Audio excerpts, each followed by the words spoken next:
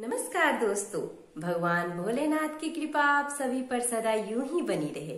दोस्तों, त्रयोदशी तिथि में प्रदोष काल में महादेव कैलाश पर्वत के रजत भवन में नृत्य करते हैं।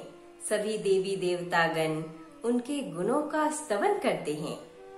ऐसे समय में जो जातक भगवान शिव की आराधना पूरे सच्चे मन से करते हैं, भगवान शिव जी उनके सभी दुखों को हर लेते हैं। उनके जीवन में खुशियां ही खुशियां आती है।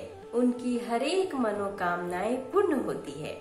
दोस्तों, जिस तरह से प्रत्येक माह के दोनों पक्षों में एकादशी का व्रत रखा जाता है, उसी तरह त्रयोदशी के दिन प्रदोष व्रत रखा जाता है। एकादशी को पुण्यदायी व्रत कहा जाता है, वहीं प्रदोष व्रत को कल्याणकारी व्रत कहा जाता है। इस समय भाद्रपद माह चल रहा है और 24 अगस्त दिन बुधवार को इस महीने का पहला प्रदोष व्रत रखा जाएगा। पूजा अर्चना और भगवान शिव की उपासना करने से, उनका व्रत रखने से भगवान शिव हमारे जीवन में आ रही सारी दुविधाओं को हमसे दूर करते हैं और उनका विशेष कृपा हमें प्राप्त होता है। बुधवार के दिन प्रदोष व्रत पड़ने के कारण इसे बुध प्रदोष व्रत के नाम से भी जाना जाएगा।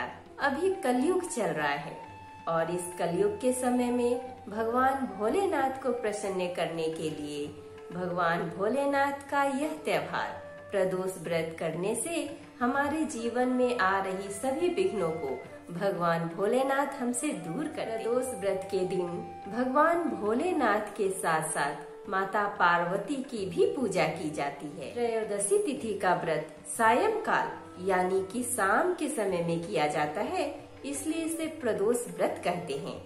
ऐसे में दोस्तों, प्रदोष व्रत के खास महत्व को बताते हुए आज की वीडियो में हम प्रदोष व्रत कथा सुनेंगे।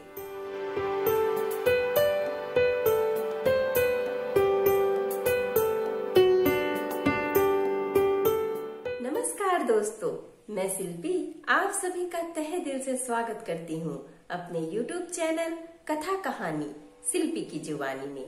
दोस्तों, मैं शिल्पी इस चैनल के माध्यम से आप सभी को हर तरह की कथा और कहानी सुनाऊंगी। अगर आपको मेरी तरह कथा और कहानी सुनना पसंद है तो प्लीज हमारे चैनल कथा कहानी शिल्पी की जुबानी को सब्सक्राइब कर लीजिए। दोस्तों, अगर आपकी भी कोई कथा और कहानी सुनने की इच्छा है तो प्लीज हमें कमेंट बॉक्स में कमेंट करके जरूर बताइएगा। तो चलिए दोस्तों, बैठे बैठे क्या करें, करना है कुछ काम। सुनते हैं आज की प्रदोष व्रत की कथा लेके भगवान शिव का नाम। प्राचीन काल में एक गरीब पुजारी हुआ करता था। उस पुजारी की मृत्यु के बाद उसकी विधवा पत्नी अपने भरण पोषण के लिए पुत्र को साथ लेकर भीख मांगती हुई शाम तक घर वापस आती थी। एक दिन उसकी मुलाकात विदर्भ देश के राजकुमार से हुई, जो कि अपने पिता की मृत्यु के बाद दर दर भटकने लगा था। उसकी यह हालत पुजारी की पत्नी से देखी नहीं गई। वह उस राजकुमार को अपने साथ अपने घर ले आई और पुत्र जैसा रखने लगी। एक दिन पुजारी की पत्नी अपने साथ दोनों पुत्रों को सांडिल्य ऋषि के आश्रम ले गई। वहां उसने ऋषि से शिव जी के प्रदोष व्रत की कथा एवं विधि सुनी तथा घर जाकर अब वह भी प्रदोष व्रत करने लगी। एक बार की बात है, दोनों बालक वन में घूम रहे थे। उनमें से पुजारी का बेटा तो घर लौट गया, परंतु राजकुमार वन में ही रह गया। उस राजकुमार ने गंधर्व कन्याओं को क्रीड़ा करते हुए देखा तो उनसे बात करने लगा। उस कन्या का नाम अंशुमति था। उस दिन वह राजकुमार घर देरी से लौटा। राजकुमार दूसरे दिन फिर से उसी जगह पहुंचा जहां अंशुमति अपने माता पिता से बात कर रही थी। तभी अंशुमति के माता पिता ने उस राजकुमार को पहचान लिया तथा उससे कहा कि आप तो विदर्भ नगर के राजकुमार हो ना, आपका नाम धर्मगुप्त है। अंशुमति के माता पिता को वह राजकुमार पसंद आया और उन्होंने कहा कि शिव जी की कृपा से हम अपनी पुत्री का विवाह आपसे करना चाहते हैं। क्या आप इस विवाह के लिए तैयार हैं? राजकुमार ने अपनी स्वीकृति दे दी तो उन दोनों का विवाह संपन्न हुआ।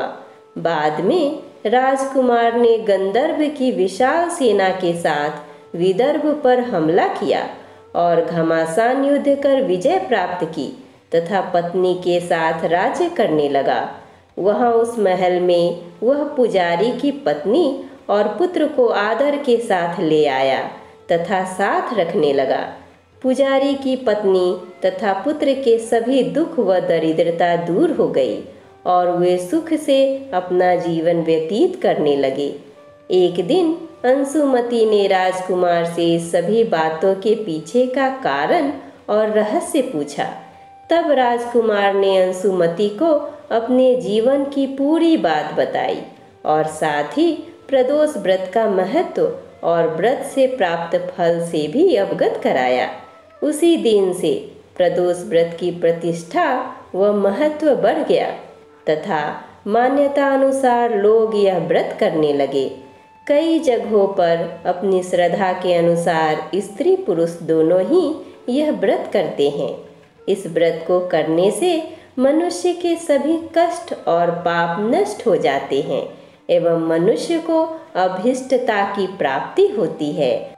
जो व्यक्ति प्रदोष व्रत को करता है वह ऐश्वर्य और मुक्ति को प्राप्त करता है।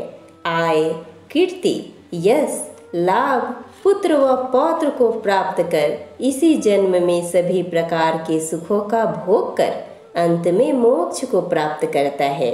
जो मनुष्य भक्ति भाव से भगवान शिव की पूजा करता है तथा कथा सुनता है उसके समस्त पाप नष्ट हो जाते हैं और वह उत्तम गति को प्राप्त होता है।